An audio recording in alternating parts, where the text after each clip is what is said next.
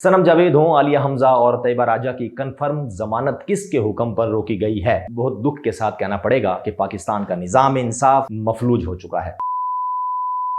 दोस्तों, मैं कामरान खान हूं, आप देख रहे हैं पाकिस्तान स्टोरीज। नाजरीन, इमरान खान और बुशरा बीबी को अपने जहर का निशाना बनाने के बाद मरियम नवाज ने पीटीआई की खवातीन कारकुनान को दोबारा डसा है। सनम जावेद हों, आलिया हमजा और तैयबा राजा की कन्फर्म जमानत किसके हुक्म पर रोकी गई है, इन्हें एक नए मुकदमे में किसने नामजद करवाया, इस पूरी कार्रवाई में मरियम नवाज का क्या ताल्लुक है।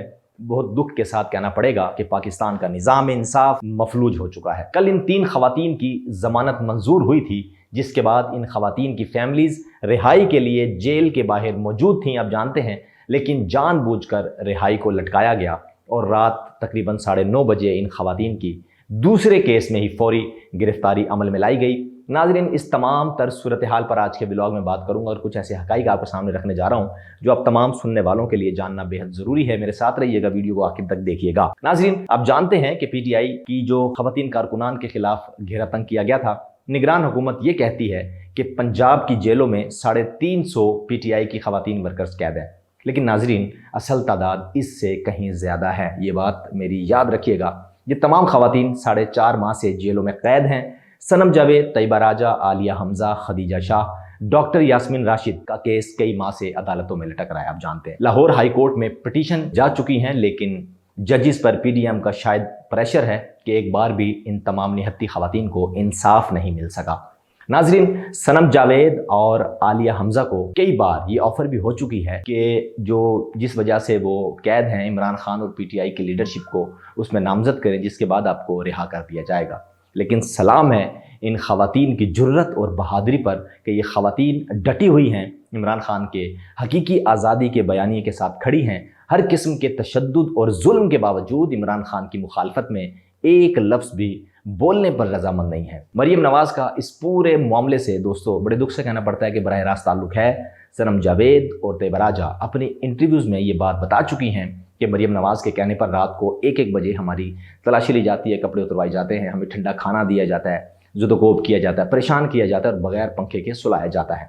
नाज़रीन, कल जो सनम जावेद, आलिया हमजा और तैयबा राजा की कन्फर्म ज़मानत कैंसिल हुई है, इसमें भी मरियम नवाज का ही हाथ सामने आ रहा है मुमकिन तौर पर। और मोहसिन नकवी जो इस वक्त पंजाब के निगरान वज़ीर आला हैं, इनके हाथ मुकम्मल बंधे हुए हैं कि वो सिर्फ वही काम करते हुए नज़र आते हैं जैसा उन्हें ऑर्डर मिलता है। यानी ये ऑर्डर मुमकिन तौर पर जाती उमरा और मरियम नवाज की जानिब से मिलता है। हम बहुत पहले ही ये हकीकत सामने ला चुके थे कि पंजाब की निगरान हुकूमत को मरियम नवाज और अता तारड़ अपने इशारों पर चला रहे हैं। बड़े दुख से कहना पड़ता है कि पाकिस्तान की 25 करोड़ आवाम, हमारी खवातीन, इस वक्त नवाज शरीफ और मरियम नवाज के ज़ाती इंतकाम का निशाना बन रहे हैं। दोस्तों, ये मरियम नवाज ही थी जिनके ऑर्डर पर इमरान खान की बैरक में 3 खुफिया कैमरे लगाए गए। हमने 2 व्लॉग किए थे इस पर कि इमरान खान की बराना वीडियोज़ इस वक्त मरियम नवाज के पास मौजूद हैं, जिन्हें एडिट करके इलेक्शन के दिनों में मुमकिन तौर पर पब्लिक किया जाएगा ताकि इमरान खान की अवामी मकबूलियत को तोड़ा जा सके। शायद ये इनकी खाम ख्याली हो। पीटीआई की खवातीन कारकुनान पिछले 4.5 माह से मरियम नवाज के जहर का निशाना बन रही हैं। मरियम नवाज के हुक्म पर कल रात 9:30 बजे तक इन खवातीन को, इनके घर वालों को जलील किया गया, जानबूझकर इनकी रिहाई को रोका गया है और एक नए केस में इनकी गिरफ्तारी डाल दी गई है। नाज़रीन, सनम जावेद, आलिया हमजा और तैयबा राजा की रिहाई का फैसला एक बार फिर से खटाई में पड़ चुका है। इस बार इन खवातीन की ज़मानत में चंद हफ्ते बल्कि मुमकिन तौर पर चंद महीने भी लग सकते हैं। मरियम नवाज इन खवातीन को इलेक्शन तक जेल में रखना चाहती हैं। आखिर क्यों?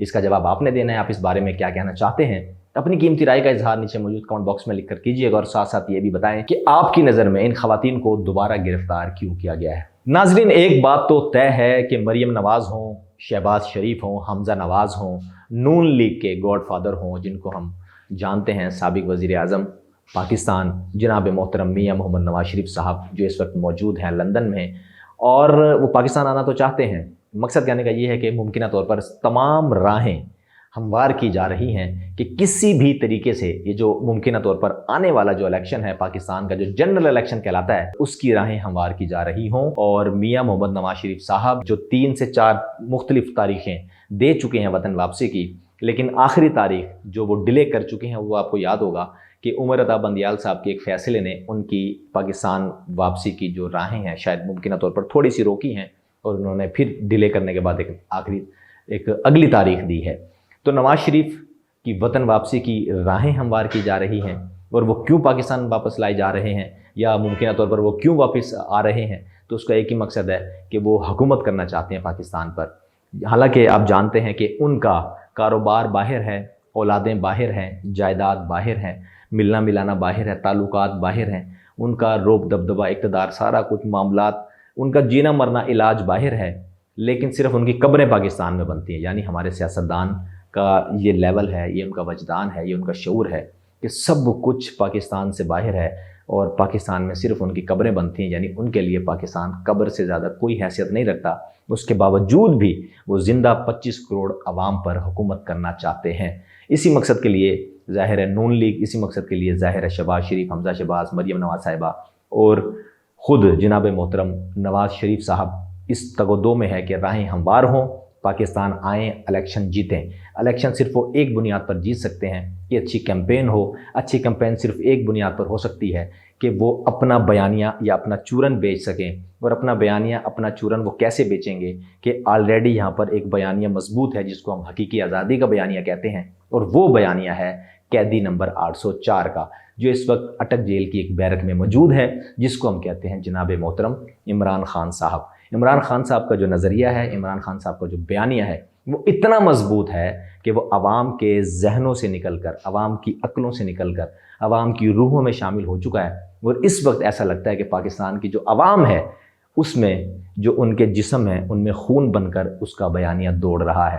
لوگ لڑنے مرنے کو کٹنے کو تیار ہیں، لیکن اس بیانیہ سے پیچھے ہٹنے کو تیار نہیں ہے۔ اس کی مثال ہم نے دیکھی اس طور کے الیکشن میں، ضمنی الیکشن ہوئے، پی ٹی آئی نے مارکا مارا، اسی طریقے سے پشاور ہو یا کے پی کے دوسرے علاقے ہوں، جتنے بھی پاکستان میں ضمنی الیکشن ہوئے ہیں، پی ٹی آئی مارکا مارتی جا رہی ہے، تو وہ کس طریقے سے اپنی راہیں ہموار کریں گے؟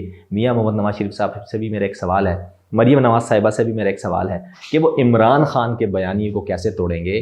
یعنی اس وقت نون لیگ کے لیے دو چیلنجز ہیں۔ ایک چیلنج یہ ہے کہ اپنی راہیں ہموار کرنا، اپنا منجن بیچنا، اپنا جو ان کا مینیفیسٹو ہے یا ان کا منشور ہے یا ان کا نعرہ ہے یا ان کا بیانیہ ہے، اس کو بیچنا، مارکیٹ کرنا۔ دوسرا، جو آلریڈی ایک بیانیہ مارکیٹ ہو چکا ہے، اس کے اینٹی کوئی کیمپین چلانا۔ یعنی چیلنج دو طرح کا ہے، اس چیلنج کے دو پہلو ہیں۔ ایک وہ جو آلریڈی عمران خان بیچ چکا ہے، اس کو کمزور کرنا، اور اپنے بیانیوں کو لانچ کر کے اس کو مضبوط کرنا۔ یعنی ان کے لیے پاکستان کی جو سیاسی راہیں ہیں، یہ پاکستان کی جو سیاست ہے، یہ پاکستان کی جو زمین ہے، وہ ہموار نہیں ہے۔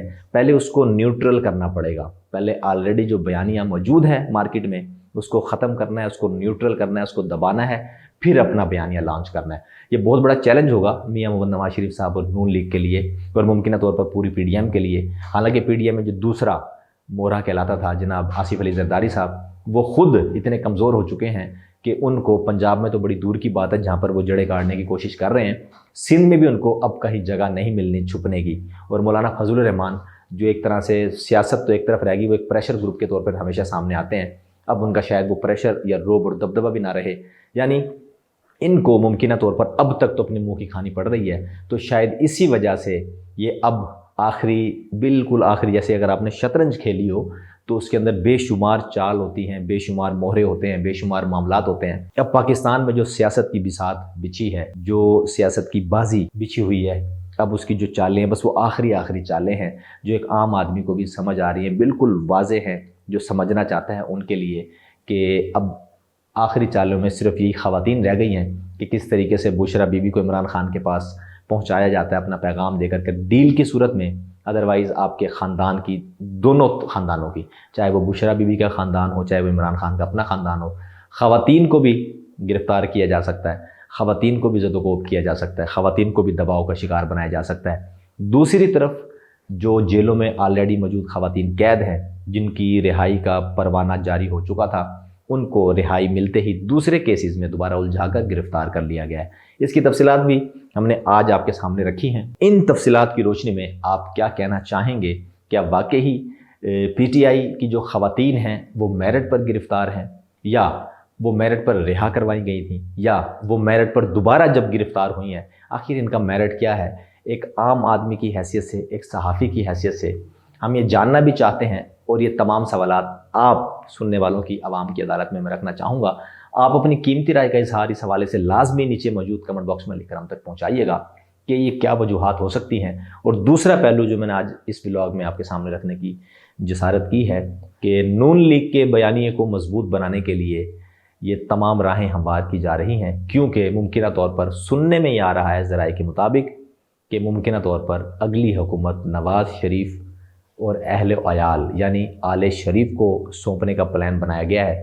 اس کے لیے یہ تمام راہیں ہموار کی جا رہی ہیں۔ اس کے لیے جو 2 چیلنجز میں نے آپ کے سامنے رکھے ہیں کہ نون لیگ کو درپیش ہوں گے، ایک یہ کہ آلریڈی بیانیے جو عمران خان اپنا مضبوط بنا چکے ہیں اس کو توڑا جائے، کمزور کیا جائے، دبایا جائے، ختم کیا جائے، راہیں ہموار ہوں گی، زمین نرم ہوگی، پھر ایک نئے بیانیے کا اس زمین میں بیج بویا جائے گا، پھر اس کی کونپلیں پھوٹے گی اور اس کا پودا نکلے گا اور وہ پروان چڑھے گا۔ آخر یہ اونٹ کس کروٹ بیٹھے گا؟ میں نے دونوں صورتحال آپ تمام سننے والوں کے سامنے رکھنے کی کوشش کی ہے۔ اگر آپ اس سے متفق ہیں تو بھی بتائیں، اگر آپ غیر متفق ہیں لیکن اگر آپ کے پاس کچھ دلائل ہیں تو خوبصورتی یہی ہے کہ آپ دلائل کی روشنی میں اپنی قیمتی رائے کا اظہار نیچے موجود کمنٹ باکس میں لکھ کر ہم تک ضرور پہنچائیے گا۔ اور اس امید کے ساتھ اختتام کرتے ہیں کہ اللہ تبارک و تعالیٰ ہم سب پر اپنا خاص رحم و کرم فرمائے، اللہ تعالیٰ پاکستان کی خیر فرمائے۔ دوستو، پاکستان سٹوری سے فی الوقت اتنا ہی۔ مجھ کامران خان کو دیجیے اجازت۔ اللہ حافظ۔